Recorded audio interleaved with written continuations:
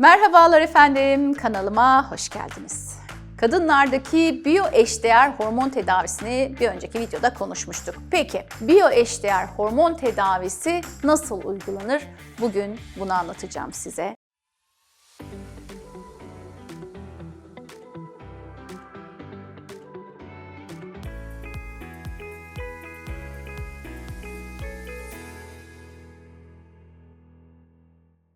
Önce biraz hatırlayalım. Biyoeşdeğer dediğimiz hormon ne? Biyoeşdeğer dediğimiz hormon kadınların yaşlanmaya bağlı, özellikle 40'lı yaşlardan sonra kaybettikleri östrojen, kaybettikleri progesteron, kaybettikleri testosteron ve kaybettikleri DHA hormonunu yerine koyduğumuz vücuttaki doğal hormonları dışarıdan aldığı hormon tedavisine verilen isim. Bunlar vücutta üretilen hormonlar olduğu için diğer sentetik hormonlar gibi yüksek yan etki riskine sahip değil ve kanserojen değiller. Peki biz bunları nasıl kullanacağız? Biz en yaygın şu şekilde kullanıyoruz. Krem ya da jel şeklinde. Cilde sürerek bu şekilde emilimi sağlamış oluyoruz. Ya da ağız yoluyla hap şeklinde kullanılabilir.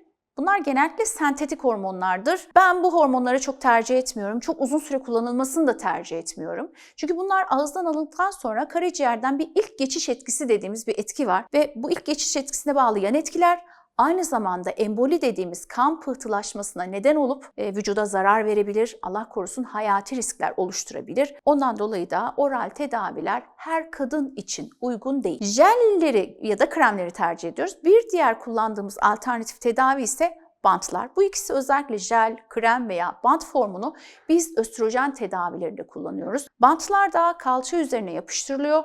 Bir hafta süreyle dengeli bir şekilde vücuda hormon salınımını sağlıyor. Özellikle ilk yapıştırıldıktan sonraki ilk 3 gün yoğun salgılanıyor.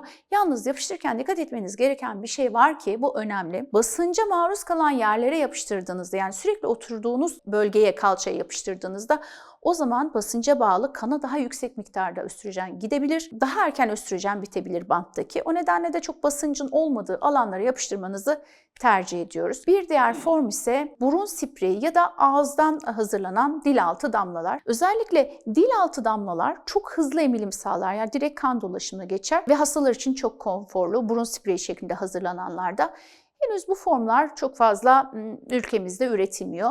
Biz daha çok bant ya da jel formu tercih ediyoruz. Jellerin içerisinde östrojen molekülü iki formda bulunuyor. Biri E2 dediğimiz östradiol, biri E3 dediğimiz östradiol. 80'e 20, yani östradiol 80, östradiol 20 gibi ya da tam tersi 70'e 30 gibi dozlarda hazırlanabilir. Ben açıkçası jel formlarını daha çok tercih ediyorum. Kol ön bölgesinde uygulananları. Ama bant şeklinde olanlar da sadece östradiol içeriyor.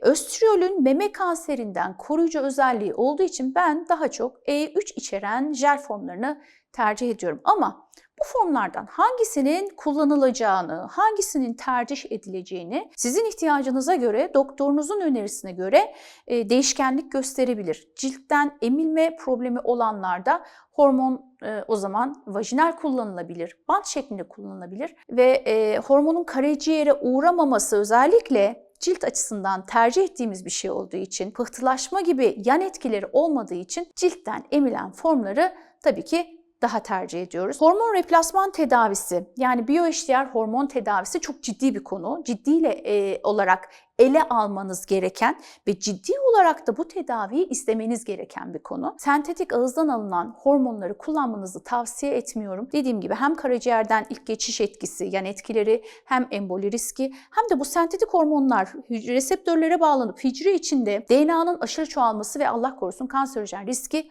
oluşturabilir. Bundan dolayı da biyoeşdeğer hormon tedavisini tercih etmelisiniz. Biyoeşdeğer hormon tedavisi yaptırdığınız zaman, yaptırmadan hemen önce şu beynimize giden boynumuzun yanında 2 tane damar var. Karotis damarı diyoruz biz onlara. Hani şah damarı da denilir ya. Bu damarlarınızı kontrol ettirin. Memelerinizi kontrol ettirin. Mamografi, meme ultrasonla kontrol ettirin. Bu hem sizin hem de bizim açımızdan kafamızda şüpheli bir durum yaratmamış olsun. Bir de vücudunuzda herhangi bir inflamasyon var mı, kronik iltihabi bir durum var mı? Bunları da kontrol etmek lazım ki size rahatlıkla tedavi başlayabilelim. Bu anlamda mutlaka bu alanda eğitimli, fonksiyonel tıp eğitimi almış, biyoeşdeğer hormon konusunda eğitim almış jinekologlara ya da endokrin uzmanlarına başvurmanızı öneriyorum. Peki biyoeşdeğer hormon tedavisinin dışında siz kendiniz ne yapabilirsiniz? Biraz da bunu konuşalım istiyorum. Yani menopoza girdiğiniz zaman beslenme ve yaşam tarzı konusunda kendiniz neler yapabilirsiniz? Biyoeşdeğer hormon tedavisi almanın yanı sıra yaşamla ilgili önerilerim olacak size. Olmazsa olmaz herkese önerdiğim bir şey var. Bol su. Bol su hem böbreklerimiz için gerekli, hem cildimiz için gerekli, hem akıl sağlığımız için gerekli. Bol su için ki bu sıcak basmaları dediğimiz olayı daha iyi kontrol edebilirsiniz. Susuz kaldığınız zaman vücudunuzda o sıcak basması, hot flushing dediğimiz olay daha çok olacak. Bitkisel östrojen kaynaklarınıza yönelebilirsiniz. İşte soya gibi, keten tohumu gibi, nohut gibi bitkisel besinlerde bitkisel östrojen var. Ama soya GDO'lu artık olduğu için çok fazla tüketmenizi tavsiye etmiyorum. Ama keten tohumu günde 1 çorba kaşığı ya da 2 çorba kaşığı öğütülmüş bir şekilde tüketirseniz doğal östrojen hormonu içerdiği için size menopoza geçiş döneminde destek olacak. Başka ne yapın? Şeker. Özellikle rafine şekerden ve işlenmiş gıdalardan, paketli gıdalardan kesinlikle kaçının. Çünkü bu kan şekerinizde ani dalgalanmalar yapar ve sizin ruh halinizdeki bozulmaları tetikleyebilir. Şeker aynı zamanda diyabete riskinizi arttırır, karın çevresi yağlanmayı arttırır, kalp damarlarınızda problem yaratabilir. Rafine şekerden kesinlikle uzak durmanızı öneriyorum. Bir diğeri, tabii ki hepimizin düzenli egzersiz yapması gerekiyor. Bu menopoz döneminde daha bir önem arz ediyor. Çünkü kemik yoğunluğumuzu korumak için kaslarımızı çalıştırmamız lazım. Kas kaybını engellemek için direnç ve ağırlık egzersizleri yapmamız lazım. Yürüyüş yapabiliriz, pilates yapabiliriz, yoga yapabiliriz, hafif ağırlık egzersizleri yapabiliriz. Bunlar kollar, bacaklarımıza olacak. Reformer, pilates gibi çalışmalarla bunu yapabilirsiniz ya da evde bacağınıza, kolunuza ağırlık bantlarıyla bunu yapabilirsiniz. Bunlar gerçekten önemli. Her gün 40 dakika mutlaka yürüyüş öneriyorum. Eğer bunu yapamıyorsanız, bu tarz egzersizler yapamıyorsanız mutlaka yürüyüş yapın. Ve sevgili hanımlar, stresi yönetin. Hayat o kadar zor ki artık yaşam her noktasında stresle baş başayız. Ekonomik koşullar, ülke koşulları, hayat koşulları ne yazık ki hepimizin stresli olmasına neden olan şeyler. Düzenli nefes egzersizleri, meditasyon, hobiler, sosyal aktiviteler, geziler, arkadaşlarınızla geçireceğiniz vakitler, kendinize ayıracağınız günlük bir 10 dakika, 20 dakikalık baş başa kaldığınız o seanslar kendinize iyi gelir ve stres seviyenizi düşürmek noktasına size destek olur. Biyoeşdeğer hormon tedavisi bu kadar anlatıyorum, öneriyorum, hepiniz alın diyorum.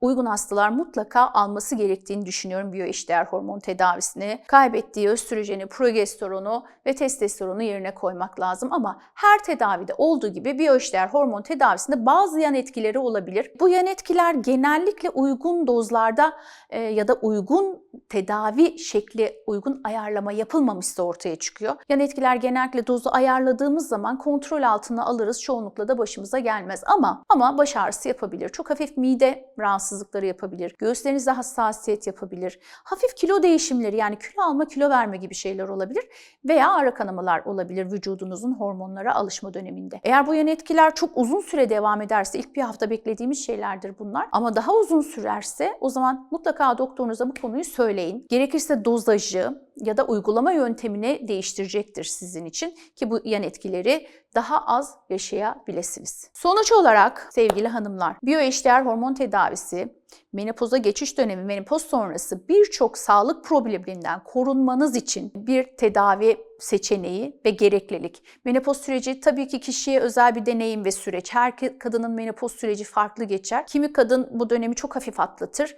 Kimi kadın için ise bu belirtiler oldukça ızdırap verici, hayat ve yaşam koşullarını zorlayıcı olabilir. Bundan dolayı da biyoeşdeğer hormon tedavisi vücudumuzun kaybettiği doğal hormonları doğal denge ve süreye yakın dozlarda uyguladığımız için sizin bu süreci kolaylıkla daha rahat, daha konforlu geçirmenizi sağlar ve birçok sağlık probleminden sizi koruyabilir. Sevgili kadınlar, siz de menopoz döneminin belirtileriyle başa çıkmakta zorlanıyorsanız, ateş basıyorsa, gerginlik varsa, göğüslerinize hassasiyet varsa, sık sık unutkanlık yaşıyorsanız, gerginlik varsa, beyin sisi yaşıyorsanız mutlaka bu alandaki bir hekime başvurarak sizin için doğru tedaviyi alabilirsiniz. Kadın olmaktan kadınlığın getirdiği değişime ve dönüşümlere adapte olamadığımız durumlarda genellikle sorun yaşarız.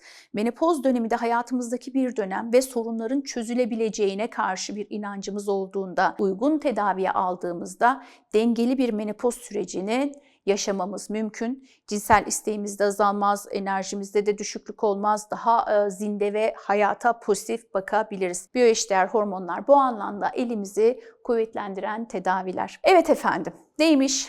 Tedavisiz kalmak daha kötü bir süreç. Bu alanda çalışan hekimlere başvurarak mutlaka biyoeşdeğer hormonların gücünden siz de faydalanın diyorum. Bir videonun daha sonuna geldik.